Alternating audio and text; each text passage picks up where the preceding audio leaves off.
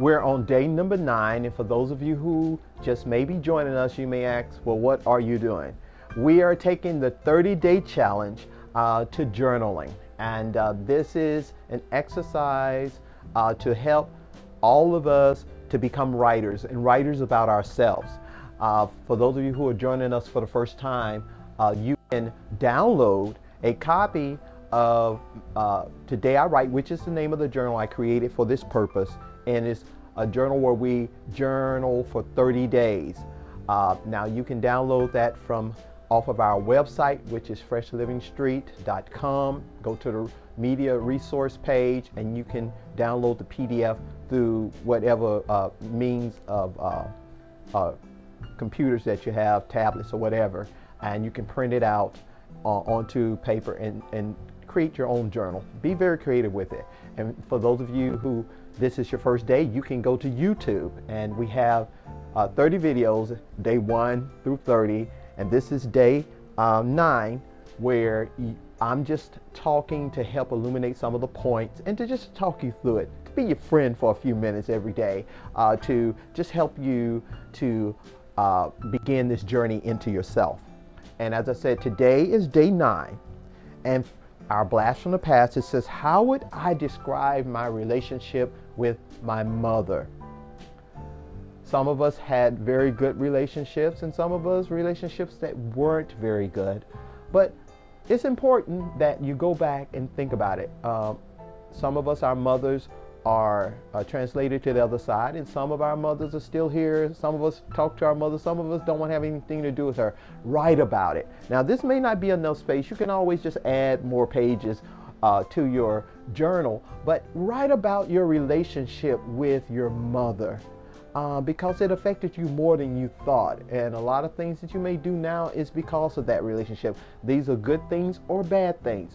So it's important to go back and think about, was it a good relationship? Was it a strained relationship? Was it a strange relationship? What was your relationship to your mother? Because your mother, your father, these are all foundational relationships. It kind of taught you how to go through the world. You know, some of us, if our mothers were caregivers, we're caregivers.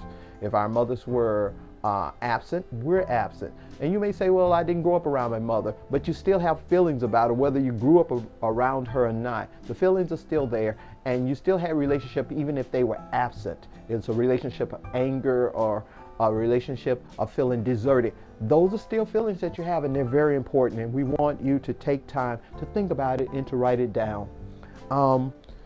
My present, is forgiveness hard for me?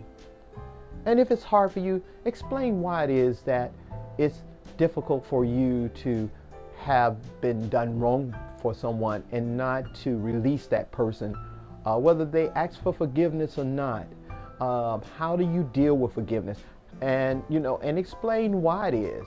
And then kind of ended up on how you would want how you want people to deal with you when you transgress against them. Do you want them to forgive you quickly? And it teaches you that, what you want for yourself, we should give to others. And as we all know, unforgiveness is a prison. It's that, you just got your hands around somebody's throat when you don't forgive. But you are also chained to that person. But when we choose to forgive, we know we release that person, and in releasing them, we release ourselves. So, deal with that question. Is forgiveness hard for you? And if it is, why? And if it's not hard for you, why it's not? We are dealing with ourselves, and we're dealing with the exploration of our own inner feelings and emotion and character. And our last one, how can I take control of my life emotionally and physically? Now, a lot of us are going through some changes with our body, especially as we get older. Our body becomes like a foreign country, and we're just learning to live in it. But we can take charge of our body. If you're gaining weight, there's only one way that you gain weight, and if it's not through steroids or some medical thing that's happening, if you're gaining weight, it's because we're eating more calories than we should, and we're not exercising. Remember, this is the vehicle that you're going to be living your future in. And so if you're not taking care of your vehicle, just like if you don't take care of your car and you don't change the oil and you don't do all of the maintenance that need to be done, you don't replace the tires, then that vehicle is going to be running pretty bad, and eventually it's going to fall apart and it's going to break down. It's the same way with our body.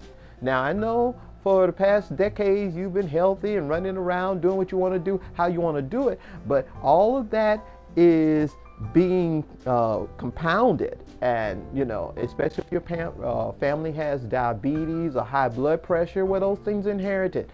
And if we don't start taking care of ourselves, eating vegetables, getting off of the white sugar, getting off of the white flour, taking on a diet that's more vegetables and fruits than meats, then believe me, when 60 comes, and it will come, you will begin to see things breaking up, falling apart. And so how can I take control of my life emotionally and physically? Just list how you can do it. I'm going to start exercising. I'm going to start really dealing with my emotional issues. I'm going to forgive. I'm going to go back and research why I feel a certain way, why I'm in certain relationships. And if you don't have enough room on this piece of paper, you can get you some more and just start writing, because this is going to help you. Remember, we're here to learn and to understand. Be well. See you tomorrow.